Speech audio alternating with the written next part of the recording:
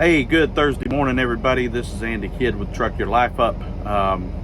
Bringing this video to you today. It's a Thursday, February the 3rd, Thursday morning. Coming to you from San Antonio, Texas. It's wet, it's cold, there's a little bit of ice here and there, ice falling from the sky.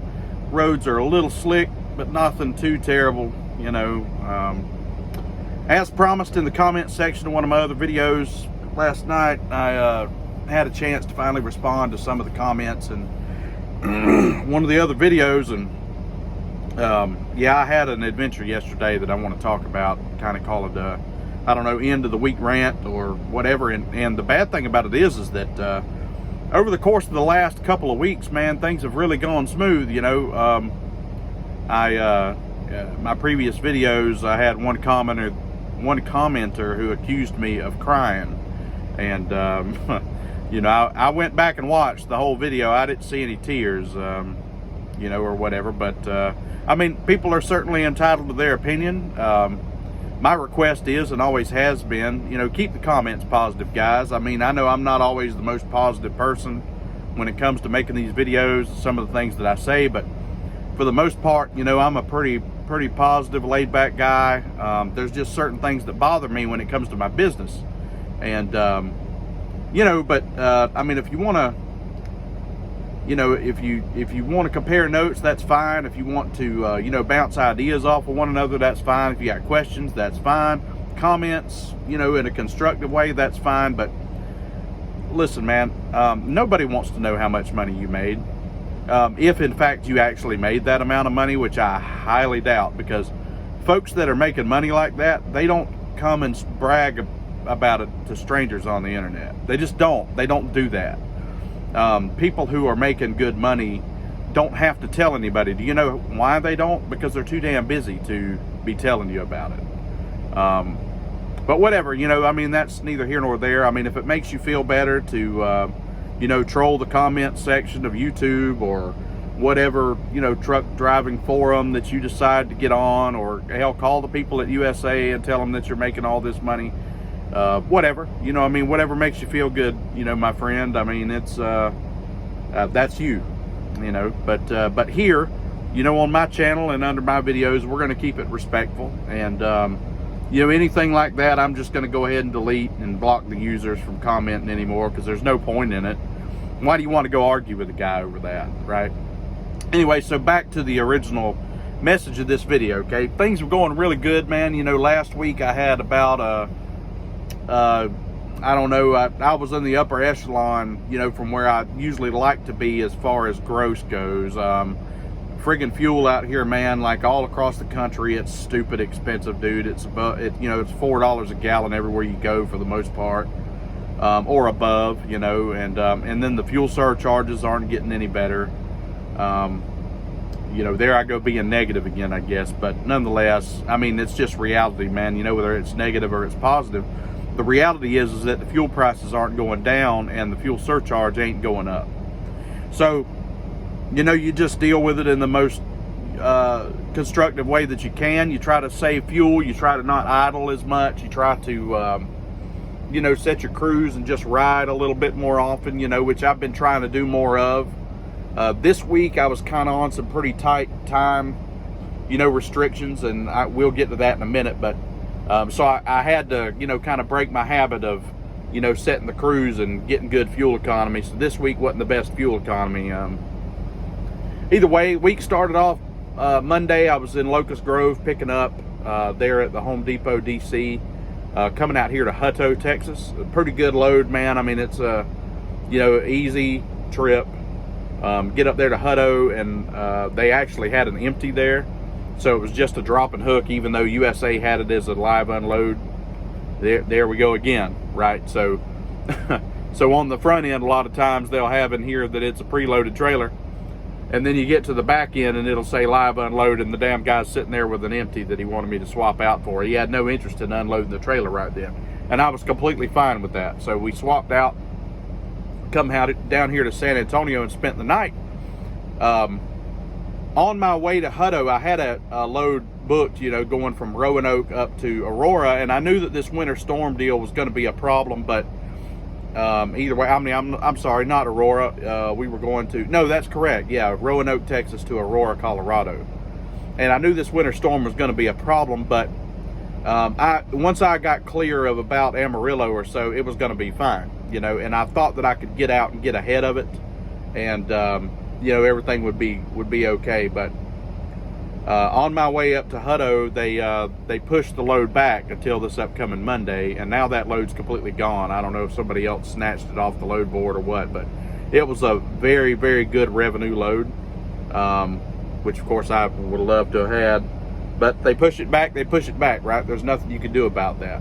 So nonetheless, we get up to Hutto, we swap or whatever, and I found another load out of Brownsville going up to Colorado Springs. It wasn't any desire to get to Colorado. It was just a matter of that's where the revenue was taking me. So I went ahead and snatched that off of the load board,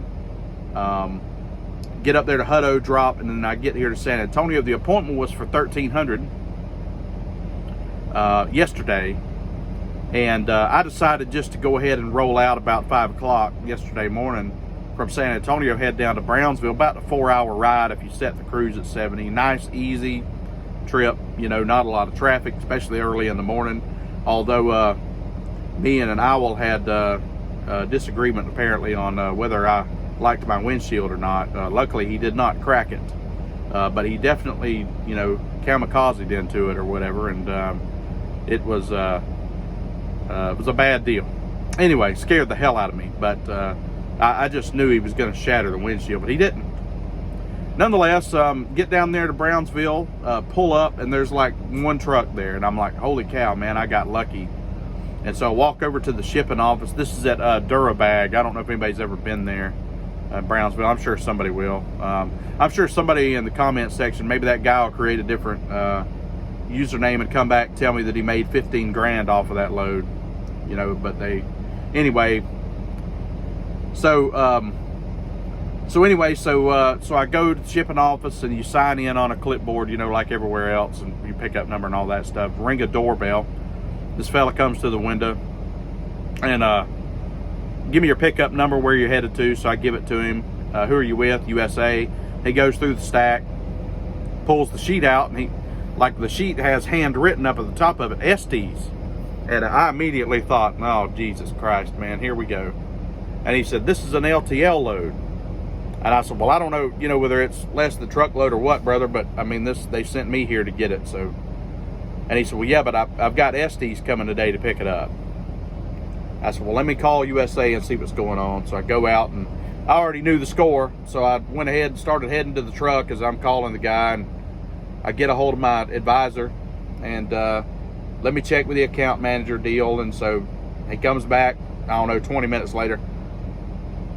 Comes back 20 minutes later, and he says, yeah, man, sorry, they canceled that load, brother, and we'll get you a TONU. I said, well, here's the thing, man. I said, TONU and all is great, but that don't even pay for half of the fuel that I put in this morning, you know, to get down here and back. I said, now I've got to backtrack out of here because there's nothing down here. I mean, what am I going to get from here? There's nothing. And, well, let me see what I can find you and all of this stuff. But I already knew, you know, just from having been through this garbage before. And so evidently what happened, and the guy inside said the same thing. He said that they actually notified the broker, because this was a broker load, naturally. He said that they notified the broker the day before that they were switching it to less than truckload, and that they weren't going to send the entire order to Colorado Springs. And the broker, of course, notified USA, and then naturally there was a breakdown in communication between whoever the account manager was and and operations.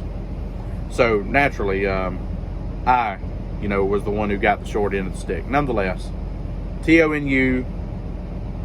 So I come out and actually found a decent load. Of course, it's heavier than hell, but it'll pay decent. And then I got another one doubling right back to Texas, so it won't be too bad. I mean, I'm making up for it, but dude, it's like double the miles that I would have had to drive. And I mean, it's just this kind of stuff, you know. And But overall, it does look like the rates are picking up on the load board. There seems to be more stuff on there. Maybe we're coming out of a little bit of a dead period or a funk or whatever. I know that traditionally, like right after Christmas and right after the first of the year, you know, most of January, you're going to experience some shortage of freight. You're going to experience a slow time, you know.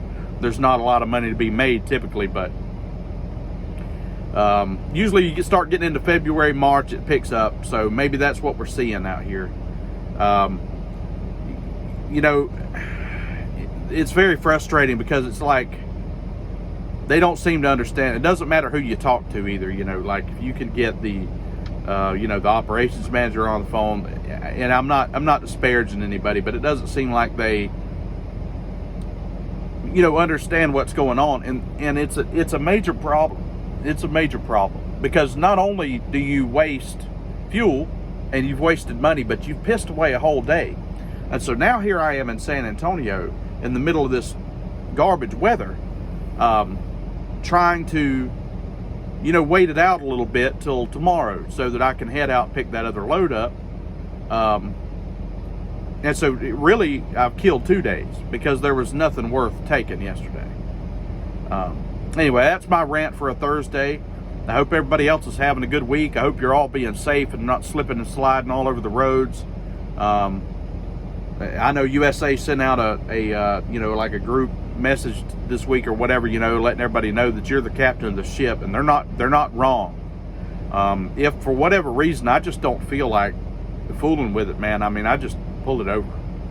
I mean, that, you know, that load of Lysol wipes or toilet paper or whatever in the hell it is that you have in the trailer, it's not nearly as important as you and I and whoever else get back home to our families and the people that we care about.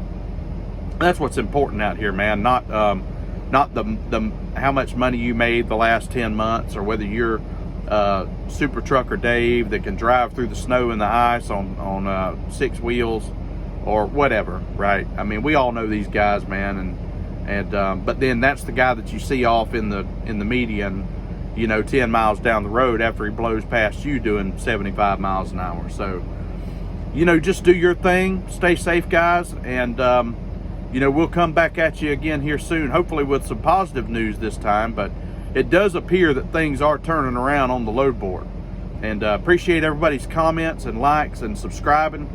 Guys, you don't know how much it means to me that people watch and comment on these videos and give me pointers, man. I mean, look, we're all learning, brother. I mean, it's a fraternity out here, you know. Not any one of us is any better than the other one. Some of us have it figured out better than others, and it's great to be able to reach down and give somebody a helping hand. And that's what I'm all about, man. Let's bring each other up and not, you know, like, you know, try to troll one another and all that kind of trash, man. It's not worth it out here, man. It's just not.